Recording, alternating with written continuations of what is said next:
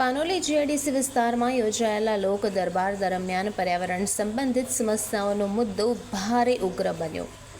ગુજરાત પ્રદૂષણ નિયંત્રણ બોર્ડના પ્રાદેશિક મેનેજરની અધ્યક્ષતામાં આયોજિત લોક દરબારમાં ઉમરવાડા, સંજાડી, ખરોડ, આલુજ અને પાનોલી ગામના નાગરિકો મોટી સંખ્યામાં ઉપસ્થિત રહ્યા.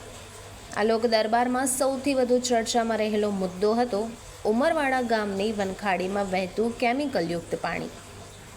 ગ્રામજનોએ ફરિયાદ કરી કે વર્ષો સુધી પશુઓ અને ખેતી માટે ઉપયોગમાં લેવાતું શુદ્ધ પાણી હવે ઝેરી અને ગંદુ બની ગયું છે. દૂષિત પાણીના કારણે જમીન કાળી પડી રહી છે.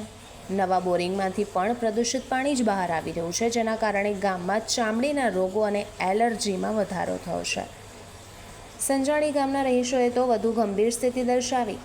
તેમના જણાવ્યા અનુસાર એન્જિનિયરિંગ ઝોન અને કેમિકલ ઝોનમાં ફેરવાયા બાદ આગ અકસ્માતમાં પણ વધારો થયો છે. ગેસ લીકેજના કારણે તાજેતરમાં કેટલાક પરિવારોને ઘર ખાલી કરવાના વારા આવ્યા હોવાનું પણ જણાવ્યું છે. ખરોડ અને પાનોલી ગામના પ્રતિનિધિઓએ જીઆઈડીસી વિસ્તારમાંથી આવતી દુર્ગંધ અને ઝેરી ગેસ અંગે ગંભીર વાંધા ઉઠાવ્યા.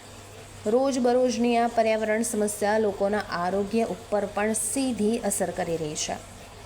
લોક દરબારમાં એક નાગરિકે ચોંકાવનારો આક્ષેપ કર્યો કે કેટલીક કંપનીઓ ઊંડા બોર બનાવી કેમિકલ મિશ્રિત દૂષિત પાણી સીધું જમીનમાં ઉતારી રહ્યા છે, જે ભવિષ્યમાં ભૂગર્ભ જળ માટે ગંભીર જોખમ ઊભું કરી શકે છે. આ તમામ રજૂઆતો સાંભળ્યા બાદ અધિકારીઓએ ફરિયાદોની બંધારણસર નોંધણી કરી સ્થળ ઉપર તપાસ અને દોષિત ઉદ્યોગો સામે યોગ્ય પગલાં લેવામાં આવશે તેવી ખાતરી વ્યક્ત કરી છે.